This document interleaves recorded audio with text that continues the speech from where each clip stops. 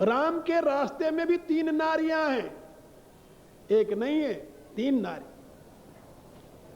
उसमें से एक नारी का वध करते हैं, दूसरी नारी का उद्धार करते हैं और अपने शक्ति के प्रताप से तीसरी नारी को प्राप्त करते हैं। वध किसका किया? ताड़का का। उद्धार किसका किया? अहल्या का। और शक्ति के प्रकाश में प्राप्त किसको किया? भगवती सीता। क्या सुंदर मेल है स्वामी और सेवक के चरित्र में।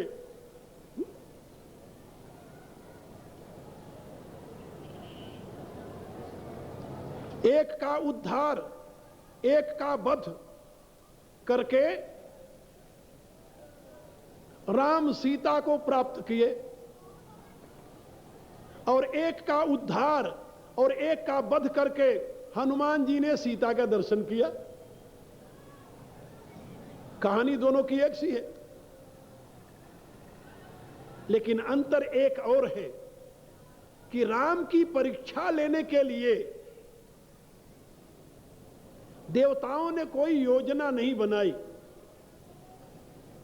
लेकिन हनुमान की परीक्षा लेने के लिए पहले देवता ही आड़े आ गए। जानते हो क्यों? तुलसीदास जी ने लिखा है, इंद्रिय सुर न ज्ञान सुहाई, ये विषय भोग पर प्रीति सदा ही।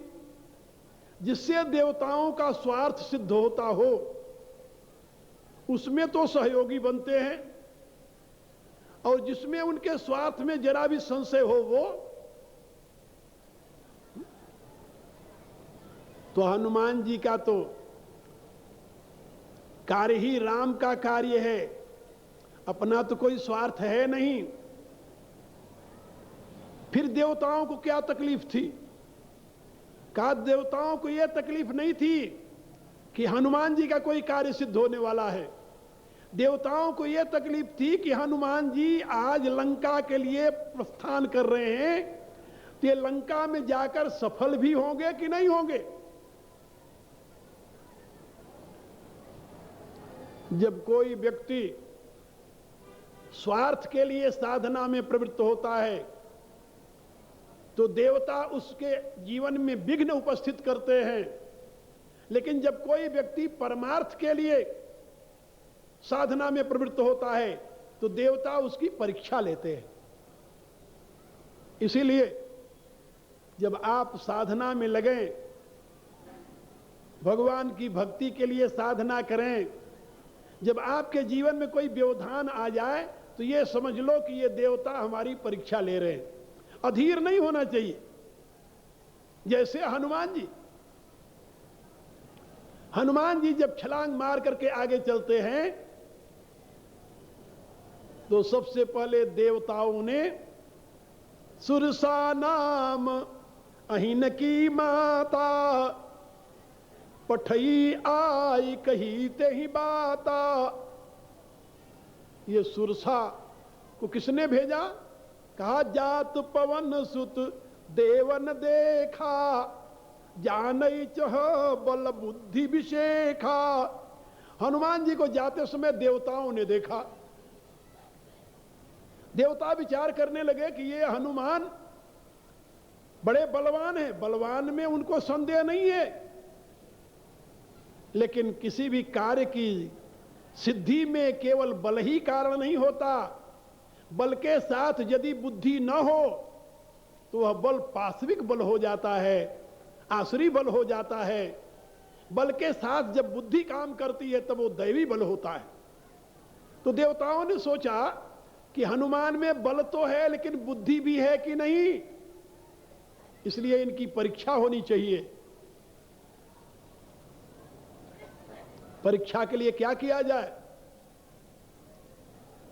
और जहां कहीं किसी साधक की परीक्षा होती है तो उसके लिए भी 3 ही रास्ते हैं और रोड़ा अटकाने के लिए, कंचन, कामनी और कीर्ति। यही थी। जिसको सुत बित लोक ईषणाति नहीं कहते हैं। इसीलिए संत कबीरदास ने लिखा कि चलो चलो सब कोई कहे, पहुंचे बिरला कोई, एक कंचन एक कामिनी दुर्गम घाटी दो। का सभी कहते हैं चलो चलो परमात्मा की तरफ चलो, लेकिन वहां कोई बिरला ही पहुंच पाता है, क्योंकि कंचन और कामिनी ये दो बड़ी बड़ी घाटियां हैं, इनको पार करना संभव नहीं। अब हनुमान जी के सामने सबसे पहले देवताओं ने सुरसा को भेजा। जानते हैं कि न तो कंचन इनको आकर्षित कर सकता है, न कामिनी आकर्षित कर सकती है, फिर कौन आकर्षित करेगा? फिर इनके जीवन में व्यवधान कौन डाल सकता है? का कामिनी बनकर कोई इनके जीवन में व्यवधान नहीं डाल सकता। फिर इसलिए सुरसा को भेजा, एक राक्षसी के रूप में आकर खड़ी हो गई। कहा धर्म के नाते इनको आबद्ध किया जा सकता है। कभी कभी धर्म रास्ते में रोड़ा बन जाता है। धर्म की दुहाई देकर कोई बालक या बालिका जब परमार्थ पर आगे बढ़ना चाहती है तो माता पिता उसे धर्म की दुहाई देकर के ही बीच में रोड़ा अटकाते हैं। तुम्हारा धर्म है माता पिता की आज्ञा का पालन करना। एक सज्जन मेरे पास आए अपना लड़का लेकर के, उन्होंने कहा कि स्वामी जी ये लड़के को समझाओ। हम कहा इसमें गलती क्या है? कहा मेरी आज्ञा नहीं मानता। मैंने पूछा क्या आज्ञा आप देते हो जो नहीं मानता? उन्होंने कहा मेरी कोई आज्ञा नहीं मानता। मैं उस लड़के से पूछा क्यों भाई, पिता की आज्ञा क्यों नहीं मानते? उसने आंखों में आंसू भरकर कहा महाराज ये कहते हैं कि तुम स्वामी जी के पास न जाया करो। क्या समझे? ये कहते हैं कि तुम स्वामी जी के पास न जाया करो, और लेकिन मैं बिना आपके पास आए रह नहीं सकता, इसलिए मैं इनकी ये आज्ञा नहीं मानता और बाकी सारी आज्ञा मानता हूं।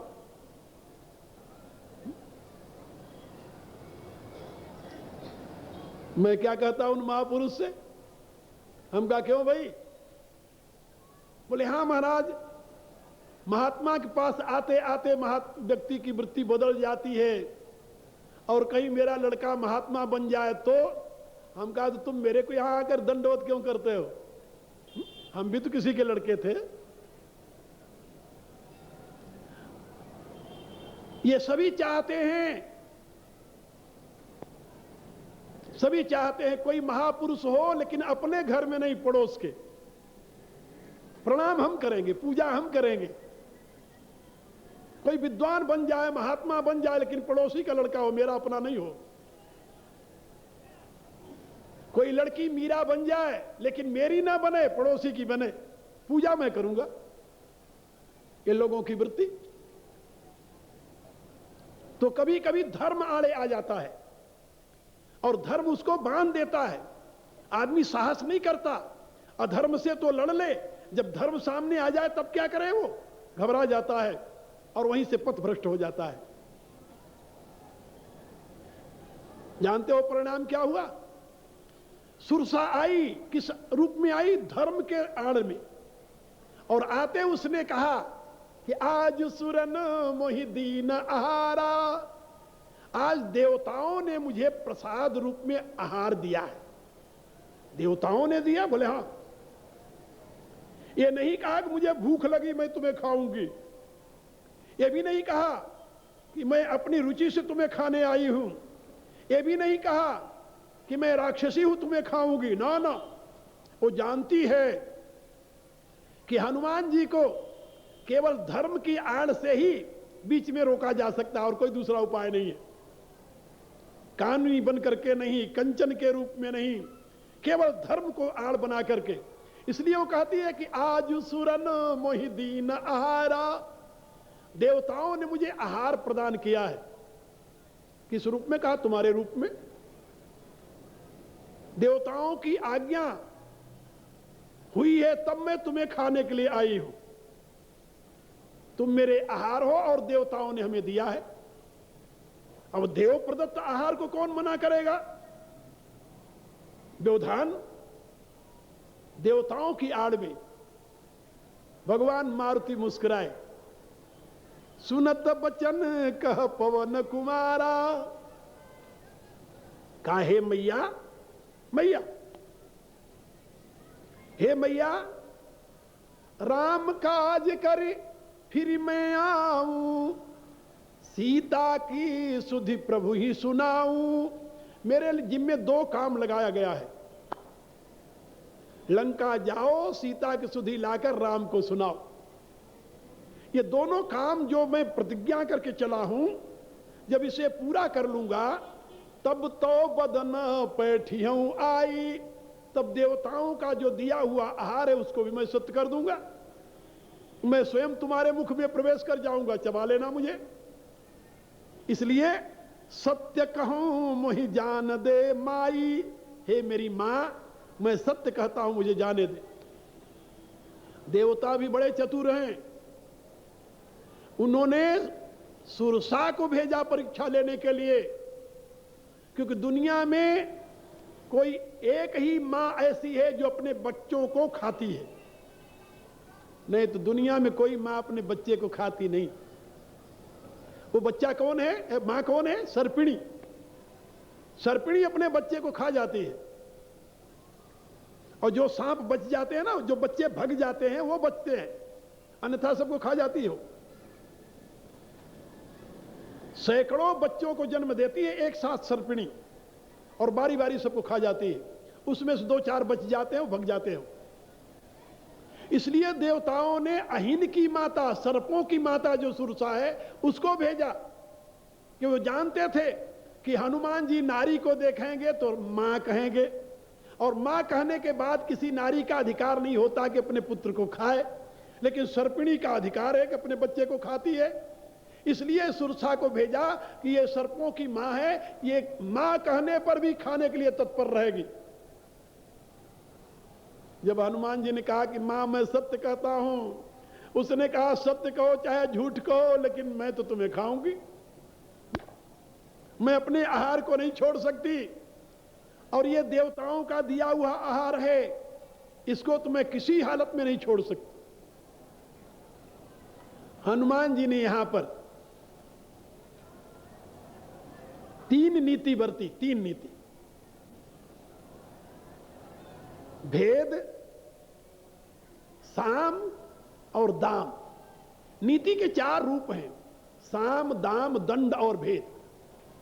इसमें से तीन नीति का प्रयोग किया हनुमान जी ने एक चौपाई में। पहले तो उन्होंने कहा कि राम काज कर फिर मैं आओ। देवी, मैं राम का कार्य करने जा रहा हूं, और राम जानती हो तुम कौन है? कौन है? कहा अहिप महिप जहां लगी प्रभुताई, योग सिद्धि निगमागम गाई, कर विचार जिय देखौनी के, राम रजाई शीस सबही के। अहिप महिप जहां लग प्रभुता है, योग की सिद्धि जहां तक वेद शास्त्र कहते हैं, इन सब के ऊपर शासन करने वाली जो शक्ति है वो राम है, और उस राम का कार्य करने में जा रहा हूं। जैसे कोई किसी राजा के राज्य में रहने वाले से कहे कि मैं राजा का काम करने जा रहा हूं, तो सुनकर घबरा जाएगा कि भाई राजा काम करने जा रहा है, बीच में रोड़ा अटकाओगे तो दंड मिलेगा। यहां पर सबसे पहले हनुमान जी ने भेद नीति का प्रयोग किया।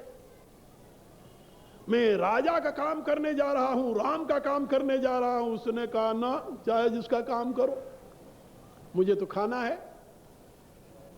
फिर उन्होंने साम नीति का प्रयोग किया, साम नीति का। उन्होंने कहा कि देखो, कि नारियों के हृदय में नारियों के प्रति संवेदना होती है। एक नारी दूसरी नारी के दुख को जितना जानती है, उतना कोई पुरुष नहीं जान सकता।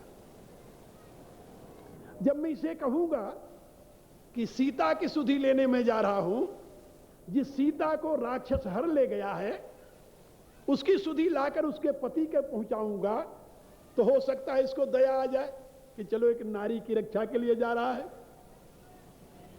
हनुमान जी ने इसलिए तुरंत प्रयोग किया। सुनाओ, मैं सीता की सुधि लेने जा रहा हूं और उनका समाचार मैं उनके पति को सुना दूं। लेकिन वो तो परीक्षा लेने आई थी, खाने तो नहीं आई थी ना, इसलिए उसने कहा कि इसका भी मुझे कोई असर नहीं है, चाहे जिसकी सुधि लेने तुम जा रहे हो, लेकिन मैं तो तुम्हें खाऊंगी। फिर अंत में दाम नीति का प्रयोग किया। दाम नीति, दाम माने देना। कहा तब तो बदन पैठियों आई, अभी तो तुम्हें मुझे खाने में दिक्कत होगी, लेकिन तब मैं स्वयं आकर तेरे मुंह में प्रवेश कर जाऊंगा। सत्य कहूं मुझे जान दे माई, हे माई मैं सत्य कहता हूं, मुझे जाने दे। लेकिन याद रखो, हमारे यहां शास्त्रकारों ने बताया है कि मनुष्य को पहले साम, दाम और दंड, भेद, इन तीनों नीतियों का प्रयोग करना चाहिए।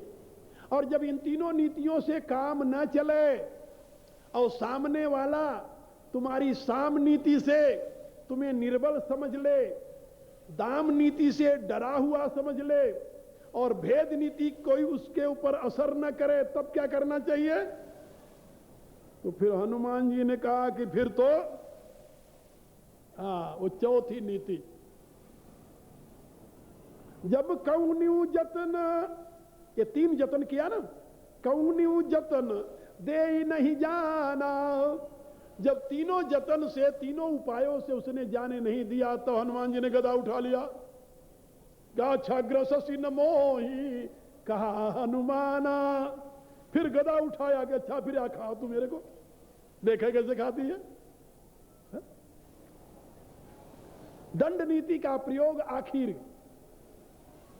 हनुमान जी ने जब गदा उठाकर कहा कि आ खा ले, तो तुलसीदास लिखते हैं कि जो जन भरे तही बदन पसारा और कपितनु की नद गुण विस्तारा, तो उसने 1 योजन का मुंह बनाया, हनुमान जी 2 योजन लंबे हो गए। 16 योजन मुख ते ठेऊ, तुरत पवन सुत 32 भयऊ, उसने 16 योजन का मुख बनाया, हनुमान जी 32 योजन हो गए। जस जस सुर सा बदन बढ़ावा, तासु दुगुण कपि रूप दिखावा। बड़ा रहस्यमय प्रसंग है। सुरसा ने जैसे जैसे अपना मुंह बढ़ाया, हनुमान जी उससे दूना होते गए। अरे भाई दूना क्यों हुए, तिगुना क्यों नहीं हो गए, चौगुना क्यों नहीं हो गए, 1.5 क्यों नहीं हो गए, दूना क्यों? भाई बड़ा लंबा प्रसंग है और मेरे बोलते आधा घंटा हो गया, आधे घंटा और रह गया, और जो मैं बताना चाहता हूं नहीं बता पाऊंगा, इसको तो यहीं तक छोड़ दो। जब हनुमान जी को खाने में असमर्थ रही वो, उतने विशाल मुख बना लिया जब, तो हनुमान जी को ध्यान में था कि ये कह रही है कि देवताओं ने मुझे आहार दिया है, तो मैं देवताओं का प्रसाद बन इसके मुंह में चला जाऊं और मुंह से बाहर आ जाऊं, तो देवताओं की बात भी पूरी हो जाएगी, इसकी इच्छा भी पूरी हो जाएगी, मेरी भी बात रह जाएगी। इसलिए सतयोजन तही आनन कीना, अति लघु रूप पवन सुतलीना, बदन पैठ बुनि बाहर आवा। उसके मुंह में जा करके फिर बाहर निकल आए, छोटा रूप था उनका। जब बाहर निकल आए तो आश्चर्य से देखती रह गई। कहा मां तुम्हें देवताओं का प्रसाद मिल गया? प्रसन्न हो गई वो। खाने नहीं आई थी, परीक्षा लेने आई थी। यदि वहां पर हनुमान जी शक्ति का प्रयोग कर देते, परीक्षा में फेल हो जाते, और यदि मिन्नतें करते रहते तब भी परीक्षा में फेल हो जाते। इसलिए वहां पर शक्ति और विवेक दोनों से काम लिया। इसलिए जब बाहर निकल करके मांगा विदा ताहि सिर नावा, फिर उससे विदा लेते हुए सिर झुकाकर कहा कि देवी, तुम्हें देवताओं ने भेजा था ना, अब तुम समझ गई। सुरसा ने कहा, वाह, राम काज सब करी हो, तुम बल बुद्धि निधान। हे हनुमान, सही में मैं देख लिया, तुम केवल बल के ही निधान नहीं हो, बुद्धि के भी निधान हो। और राम काज अब तुम कर लोगे, क्योंकि जिसके पास बल है बुद्धि नहीं है, वह राम कार्य नहीं कर सकता। जिसके पास बुद्धि है बल नहीं है, वह भी राम कार्य नहीं कर सकता। जिसके पास बल और बुद्धि दोनों होती है, वही राम कार्य को करने में समर्थ होता है। राम कार्य क्या है? राम कार्य माने राष्ट्र कार्य। राम भारत की साकार मूर्ति है। महर्षि वाल्मीकि ने राम के स्वरूप में पूरे भारत का चित्र प्रतिष्ठित किया है। जैसे भारत धर्म भूमि है, इसलिए राम धर्म की साकार मूर्ति है। रामो विग्रहवान धर्म। और भारत का मानचित्र क्या है जानते हो? भारत कहो तो उसका मानचित्र है उत्तरस्य समुद्रस्य हिमाद्रेश्चैव दक्षिणम तद्वर्षम भारतम नाम भारती तत्र संतति। समुद्र से उत्तर में, हिमालय के दक्षिण में ये जो भूखंड है, ये भारत कहा जाता है। और इसी को हिंदुस्तान कहते हैं। हिमालयम समारंभा यावद इंदु सरोवरम। हिमालय से प्रारंभ करके इंदु सरोवर माने कन्याकुमारी तक। हिमालयम समारंभा यावद इंदु सरोवरम तद्देव निर्मितम स्थानम हिंदुस्थानम प्रचक्षते। वह देवताओं द्वारा बनाया हुआ निवास स्थान हिंदुस्तान कहा जाता है। ये हमारे प्राचीन ग्रंथ हमें समझा रहे हैं। और राम का स्वरूप क्या है? महर्षि वाल्मीकि कहते हैं कि राम समुद्री व गंभीरो। समुद्र जो है खाई, एक बॉर्डर, उस समुद्र की तो गंभीरता राम में है। समुद्री व गंभीरो और अचलो हिमवानिव। और हिमालय के समान राम अचल है। इसलिए समुद्र और हिमालय का जो क्षेत्र है, ये राम का साकार स्वरूप है। और उस राम के विग्रह में, इस विशाल पवित्र राष्ट्र में, भारत भूमि पर इस समय आतताइयों का साम्राज्य है। रावण ऐसे आतताई इसके बहुत बड़े भाग पर अपना अधिकार जमाए बैठे हैं। हनुमान की प्रतिज्ञा है कि मैं राम कार्य को पूर्ण करूंगा, राष्ट्र को राक्षस विहीन बनाऊंगा और राम के यथार्थ स्वरूप को प्रतिष्ठित करूंगा। माने इस देश में पुनः धर्म राज्य की प्रतिष्ठा करूंगा। आज भी रावण के वंशज अनेक रूपों में बैठे हुए हैं, जो बार बार घोषणा करते हैं कि इस देश को हम धर्मनिरपेक्ष बनाकर रहेंगे। यानी इस देश से धर्म को मूल से उठाकर बाहर फेंक करके रहेंगे। ये जो धर्मनिरपेक्षता की दुहाई देने वाले हैं, याद रखो, ये उसी आसुरी संस्कारों से युक्त हैं कि राम के अनुयायी नहीं है, ये रावण के अनुयायी है। क्योंकि धर्म विहीन धरती करने की प्रतिज्ञा रावण ने ली थी, राम ने नहीं। राम तो धर्म की संस्थापना की प्रतिज्ञा लेकर के अवतरित हुए थे। और हनुमान उस राम कार्य के लिए सक्षम है, क्योंकि वहां बुद्धि है और बल है। जिस देश के निवासियों में, जिस राष्ट्र के निवासियों में बल और बुद्धि का समन्वय होगा, वही अपने राष्ट्र को उज्जवल बनाएंगे, महान बनाएंगे, कीर्तिमान बनाएंगे, वैभवशाली बनाएंगे। और जिस देश के निवासियों में बल तो है, बुद्धि नहीं है, बुद्धि है बल नहीं है, तो बुद्धि है बल नहीं है, उनकी दुर्गति होगी जैसे भारत की हिंदुओं की हुई।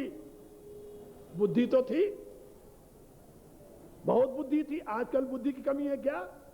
भारत के बुद्धिमान तो इस समय अमेरिका में छाए हुए हैं, अमेरिका में छाए हुए हैं।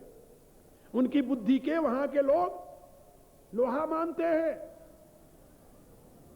लेकिन शक्तिहीन होने के नाते एक दरिद्र देश के नागरिक कहे जाते हैं। क्या शक्ति नहीं है? शक्ति भी है हिंदुओं के पास, भारतीयों के पास, लेकिन उनकी शक्ति बिखरी हुई है, संगठित नहीं है। संगे शक्ति कलव युगे, कहा कलव युगे नहीं, हर एक युग में संगठन में ही शक्ति हुआ करती है, विघटन में तो विनाश होता है। लेकिन दुर्भाग्य है इस देश के नागरिकों में आत्मबल दिनों दिन क्षीण होता जा रहा है और स्वार्थ की लिप्सा इतनी बढ़ती जा रही है कि उनका बौद्धिक बल भी क्षीण होता जा रहा है। हनुमान जी बल और बुद्धि के निधान हैं, इसलिए वो हम राष्ट्रवादियों के लिए आदर्श हैं, आदर्श। और हनुमान बल और बुद्धि से युक्त होकर के सुरसा द्वारा आशीर्वाद प्राप्त करके राम काज सब करियो तुम बल बुद्धि निधान, आशीष दे गई सो हर्ष चले। हनुमान आई थी भक्षण करने के लिए और गई आशीर्वाद देकर। क्यों? उसने देखा बल भी है, बुद्धि भी है।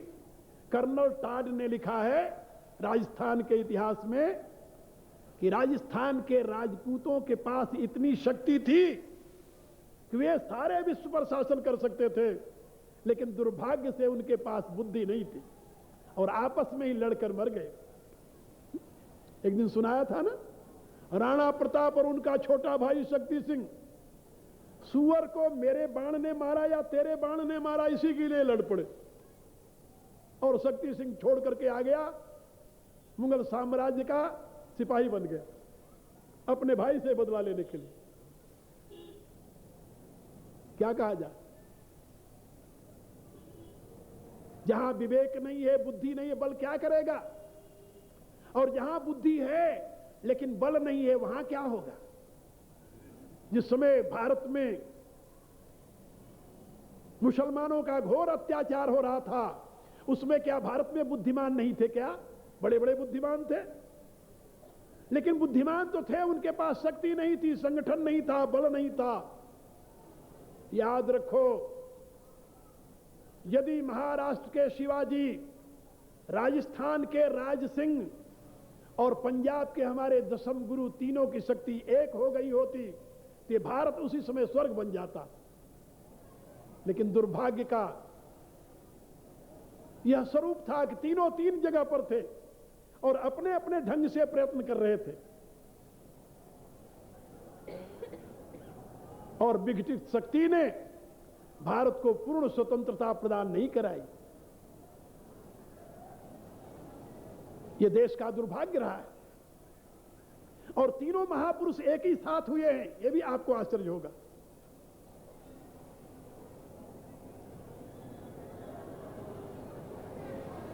क्या कहा जाए? शक्तिहीन बुद्धि केवल निरर्थक योजना बनाते रह जाती है और बुद्धिहीन शक्ति पशुता का प्रतीक होती है। इसलिए शक्ति और बुद्धि, विवेक, इन दोनों का योग होना चाहिए, तभी आप राष्ट्र के उत्थान में, अपने परिवार के उत्थान में, अपने व्यक्तिगत जीवन के उत्थान में भी सफल हो सकते हैं। वेद की घोषणा है, नायम आत्मा बलहीने न लभ्यो। कितना बड़ा बुद्धिमान क्यों न हो, यदि उसमें शक्ति नहीं है तो परमात्मा को नहीं प्राप्त कर सकता हो। कहे जो बाद में कहा गया कि दीनहीन परमात्मा को प्यारे होते हैं, कहे ये तो असमर्थता की बातें हैं, ये वेद की बात नहीं है। नाम आत्मा बलहीने न लभ्यो, ये वेद का मंत्र है। और जब आदमी कमजोर होता है तो यही कहता है ना कि भैया शांति करो, दीन बंधु भगवान है, तुम दीन हो, भगवान तुम्हारी रक्षा करेगा। लेकिन याद रखो, परमात्मा वह शक्ति है जो साधना से ही स्वयं में समेटी जाती है, अन्यथा नहीं। इसलिए हनुमान जी से तो बड़े आप भक्त नहीं होंगे, तो हनुमान जी ने राम के नाते काम किया या कहा कि राम अपने आप काम कर लेंगे, हम बैठ कर माला फेरे? क्या रहा है आप लोगों को? यदि माला फेरने से काम हो जाता तो हनुमान जी गदा क्यों उठाते, क्या जरूरत थी? लेकिन उन्होंने बताया कि केवल माला फेरने से काम नहीं होगा,